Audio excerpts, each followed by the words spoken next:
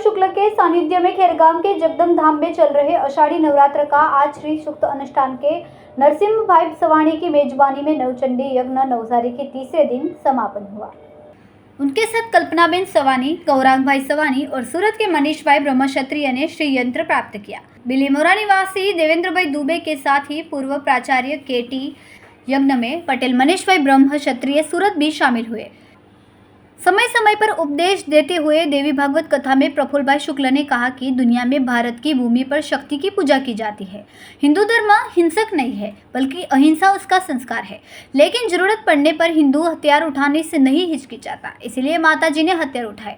बापू के संगीतकार हरेश जानी, किशन दवे और मिनेश पटेल ने धुन कीर्तन की धुन बजाई। संचालन विपिन भाई पटेल ने किया। अंत में वहां 108 दीपकों से माता जी की आरती उतारी गई। संवाददाता विशाल सोनवणे, BHP न्यूज़, खेरगाम। पहुंचाई रही है आ त्रिवेणी संगम में आप सौનું हार्दिक स्वागत करता खूब खूब आनंद अनुभवुं छुं।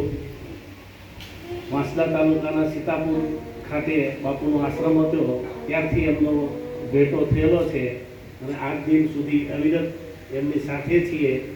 त्यारे हमारा छेल्ला घणा वर्षथी મળીએ ત્યારે બાપુ એમ કહે કે તમે તો ઘરડા થતા જ નથી એવું લાગે છે, એવા ને એવા જ છો। જ્યારે સીતાપુરમાં મળ્યા ત્યારે પણ બાપુ મારા દીકરાઓ મને ઘરનો નથી થવા દે, મારી બધી જ જરૂરિયાત એમને પૂરી પાડે છે। બાપ ક્યારે થાકે કે દીકરા એને થતું તો થાય, પણ મારા દીકરાઓ આપના આશીર્વાદથી ખૂબ મને ધન થાય એ સંપર્ક કરેલો છે।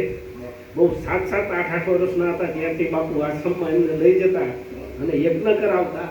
એનું પરિણામ આજે અમે ભોગવી રહ્યા છીએ અથવા તો ફળ પામ્યો છે।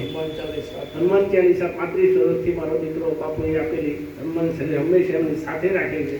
દેશ ફર્યો, વિદેશ ફર્યો, છતાં પણ હનુમાન ચાલીસાને કંઠસ્થ કરી છે।